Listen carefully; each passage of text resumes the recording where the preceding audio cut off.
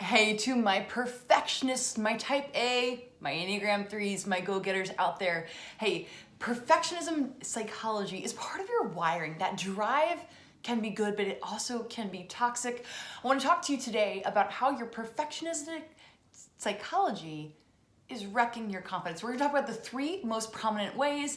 Hang tight, make sure you watch the end because I'm gonna give you the next steps to break free, to be a healthy version of your type A personality instead of the unhealthy one stuck in a cycle that is just chew you up and spit you out. Let's dive into it.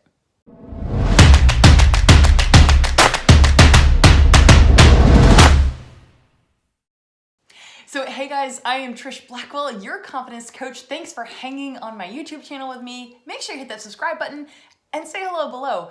But I want to talk to you, the first reason that this perfectionistic psychology is wrecking your confidence is because it's based on a small definition of success. But here's the thing, it's an ever-changing definition of success because it's the finish line that always is moving.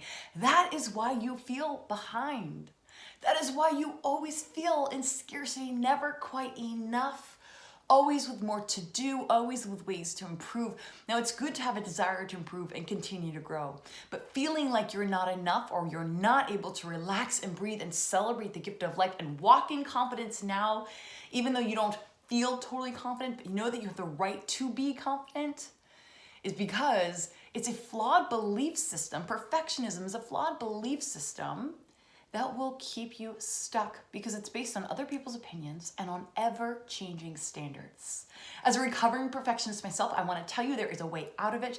And it simply is, the first step is to say, I am a recovering perfectionist. I do not subscribe to the belief system that I need to drive myself to perfection to be good enough. Because right now I am already worthy, I am capable, and I am courageous to go do brave things, which includes failing, which includes going and making mistakes.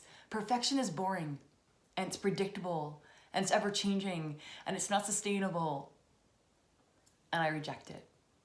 So the second toxic, icky thing about perfectionism is that it puts you into a place of constant comparison and competition. Honestly, that puts you to a place of striving all the time with this desperate desire to prove yourself, to be better, to stand out. And I want to encourage you today, you don't need to do any of that. You already are more than enough. You already have all that you need. You already belong, and you already have the ability to say, I am successful. What I do with my students in the College of Confidence and with my one-on-one coaching clients is to really help them get clarity on what their definition of success is.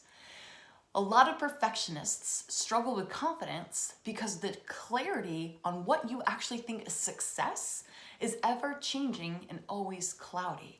If you'd like to work on getting clarity on what matters to you, hop into the College of Confidence at collegeofconfidence.com or go check out my one-on-one coaching page, trishblackwell.com/coaching. I'd love to get you clarity. Clarity, when you know what you want, you will get there. But when you don't know what you want, you just think, well, if I'm just perfect, or I do all things right, or I look like I can do it all, or when I'm just this next level, then I'll be happy. When you're putting off happiness and putting off confidence and basing your happiness and your confidence on circumstances and achievements, you will always fall flat. You will always feel less than.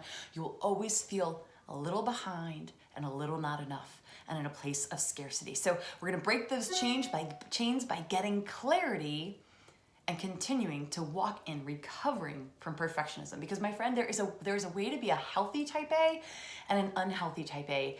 I used to be the unhealthy, and I was stuck in perfectionism, and I used it as I'm just a perfectionist, as a scapegoat. And I'll tell you, if you stay stuck there, you will stay there. There's a way to change it. It starts with clarity and embracing that you want to be a healthy version of your personality.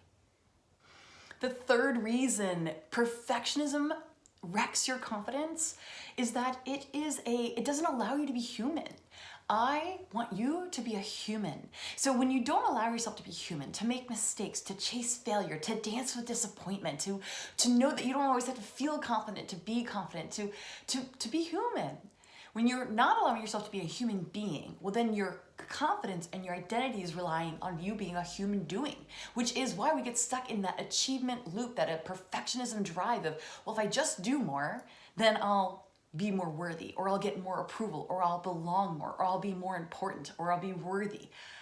The human doing is not where you're going to get your identity. And that's why until you put your identity in being a being, in being who you are, in being who God created you to be, in being yourself and allowing yourself to be human, quirks, flaws, personality, and all, that is where your confidence comes from. Now, if you listen to my podcast, the Confidence Podcast, you'll know I close every podcast episode with one of my favorite lines, my tagline, which is, be you, be free, because that is true. When you are yourself and you allow yourself to be yourself, and the human self, not the perfect, not the perfectly polished, not the you need to know everything, but rather the growth oriented, not the fixed mindset, but the growth oriented mindset, the you that's it just delights in being you and letting your personality shine and being the light that you are in the world. That is when you'll feel free. And when you feel free, that is when you're free of caring what people think. That is when you're free of anxiety. That's when confidence most shines. So my friends, that is how we progress. Those are your 3 ways in review. Perfectionism is keeping you stuck because it's a small definition of success and it's always changing. Secondly, it's a never-ending finish line. And it puts you in a place of scarcity and striving and competition, and that will zap your joy and deteriorate your confidence. And then thirdly, it's because it doesn't allow you to be human. You're a human being, not a human doing. And I want you to have more clarity. To get clarity, I would love to coach with you. You can check it out, collegeofconfidence.com, or go if you really crave something deeper. I would love for you to consider one of my one-on-one options. They are very limited. It's application only. But go ahead and check out the application process at trishblackwell.com/coaching. Say hi below, and I'll see you guys on my next YouTube video.